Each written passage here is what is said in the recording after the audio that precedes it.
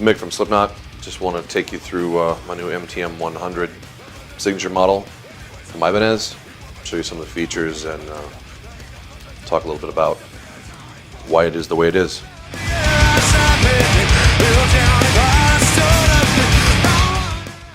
About a year and a half ago, I got a chance to look at some different designs that they were thinking about putting into production.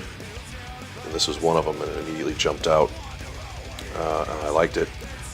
One thing I really like is the way it puts my elbow out, my arm out. So instead of having to pick from your wrist, with your body, your arm laid over the body of the guitar. I mean, obviously you can still pick from your wrist, but it allows a nice resting point to where you can pivot, from your elbow, and you can keep your wrist tighter. And I find, for me anyway, that it's much more comfortable when I'm doing speed picking, rhythm stuff. So construction of the guitar, it's a 5-piece laminated neck through with walnut and maple. Very, very strong neck. Doesn't want to move. Not all rubbery. Not noodly in any way.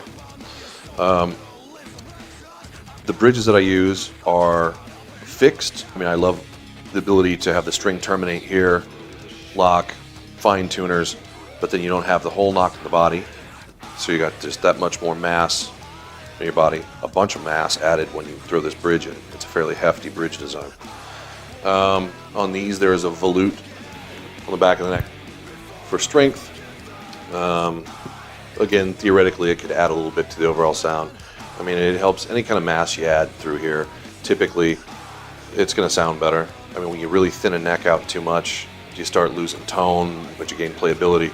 So this is a really good combination of the two. You don't give up too much wood. You don't sacrifice the playability. It's a Wizard 3 neck. My fretboard, this is rosewood, pretty flat. I like my fingerboards fairly wide and flat. I mean, it's sort of like an electric version of a classical neck, almost. And overall, and the guitar is not, looks like it's kind of big, but it's not really actually that big. It strikes a balance. It's not too big, but it's big enough that you hit a note and it just holds. I mean, there's a marked difference over most. Yeah, the sustain is pretty amazing. Like, it is a big difference. And as with all my guitars that I have made, it's got reversed headstock, my 7 inlays, and one volume knob with a switch.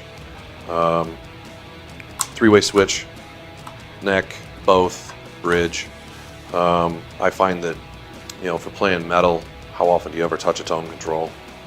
And every pot you run to, you're going to run a little signal to ground, so you'll actually end up with a little bit of a hotter signal running just to your volume, and using the switch to split them. So, why give up any signal to something that you're not going to use in the first place? So that even helps with the output, in the guitar. So the pickups were designed, with this kind of guitar in mind. What works best, when something is purpose-built for big strings and low tuning, as opposed to just forcing something to work. And it really makes a big difference. Like, it ends up being a lot tighter. It's not, it doesn't sacrifice any bottom end to stay tight.